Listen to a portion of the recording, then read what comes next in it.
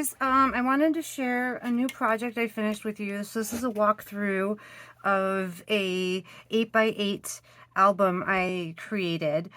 It's just a really cool process, I guess. So this is all chipboard that I covered with decorative paper and then put together some pages inside so that it will hold photos. It has a 1-inch binding on it. And this paper is something I've had in my stash for a while, and I just was experimenting, and I actually think it turned out really, really pretty. I used some foil paper in the background just to add some shine, and I had some foil titles that I picked up at Hobby Lobby that I also think complemented the collection well. So when you open it up, it is a folio. And for those of you guys watching that are interested, what I learned that a folio is different than an album. That the folio means that the pages are adhered to the covers of a book. An album is when the pages are adhered to the spine of the book. So if anyone's curious on what the terminology means, there you go. So when you open up the side, this is adhered down with a magnet, so this all lifts up at once. You could obviously put a photo here, and there's another room for a 4x4 here. I have one of my favorite photos here. This is sized to fit a 4x6. And then this is just shy, so you'd have to cut your photo down a little bit, but you'd have another room for a photo here, and then you could either put another 4x6 here, but I thought I'd put whoever would put a 4x4 here and then possibly do some like journaling here. And then you open it up, you have another room for another photo here, and then this is a pocket, so you could put a couple photos in here or store some memorabilia in here.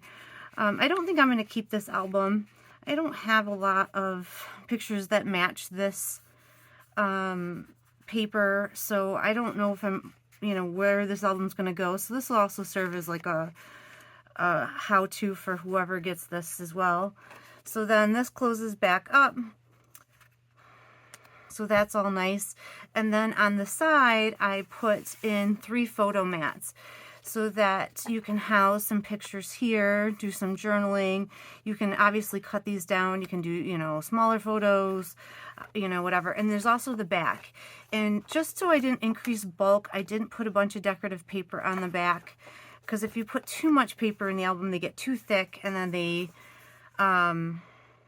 obviously you don't want that either, and you get like alligator mouth albums. So I did each one a little different, so they have different patterns to them, and then I decorated them with a heart. But on the other side, I thought then if you knew what you had on the pictures, I left the other side blank. So like maybe you could love you mom if you were doing this for Mother's Day, and then you could put the pictures in there, and then you could put them in there this way if you wanted. So just ideas for ways you could play with the pictures and enjoy the pages. But those slip in there, and then this isn't done. This still flips open. And then you have another pocket here that will fit a 5x7, so you could mat some 5x7s, you form more 4x6s. I would glue a photo down here, and then I would mat more and put them in here as well. So you would have one that would live here permanently, and then I would have some that lived here. You could put a smaller photo here or a smaller photo here that would live, kind of permanently. These are sized for 4x6. I would crop them down a little bit so a little bit of the pink showed, that as if it were me, if I was doing it.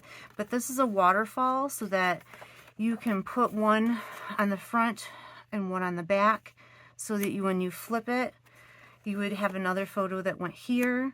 You could put photos that went this way, a 4x4, and then you could write some journaling on this side if you wanted, as another way of using that. So you have 3 of those. And then you could also put photos in this pocket here as well, or memorabilia or whatever. So if but what a beautiful Mother's Day album. You could always put a photo here too. This helps keep this pocket closed. But I think a photo right here would be really pretty. Okay, so that's this side. Then on this side, I made this really delicate branch, but it's so beautiful. I think once I would decide what pictures, these are just my little fake pictures, what photos I'd put in here, I might glue this branch down. Or if you wanted to take the pictures in and out, I might glue the branch down just so that it doesn't get damaged over time. And then this way you can take the pictures in and out more easily. But I just love the way that looks. And each of the cherry blossoms, I can pull this up here, are decorated with some glitter and some white gel pen, just to add a little bit of interest to them. But I do love the way that looks under there. And they do slide in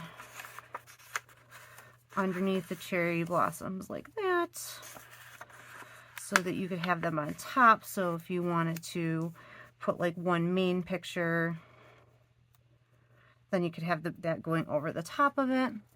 This side's a little different, of course. This flips over this side, and I created this little like photo collage. These I left unglued so you can fit underneath these little branches and whatnot to put your pictures. This is size for 4x6. I would cut it down a little bit to leave a little bit of the white showing. And these are 2x2s. Same thing. So you can kind of, this is not glued down. Oops.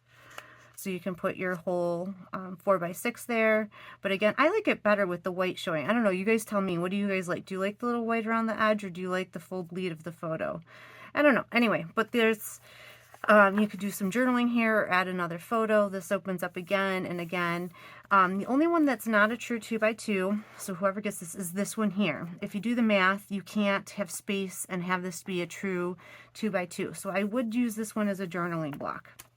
So if you are creating this or using this as your scrapbook, I would pick this one as your journaling block and use the rest as your photo spaces on this. So that's what I would use as a heads up. And then again on here you have your 3 photo mats, and again they're all distinct. And then you have your spaces on the back as well, so you can decorate those. And there's a pocket that holds all of those as well.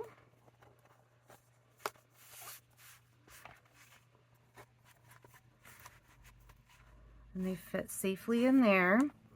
And then this opens up just like this other side, and you get this full spread where you again have another pocket that will fit a 5x7. You can house another photo here and decorate another waterfall and show your photos and memories. And this is a pocket as well, so that mirrors the other side.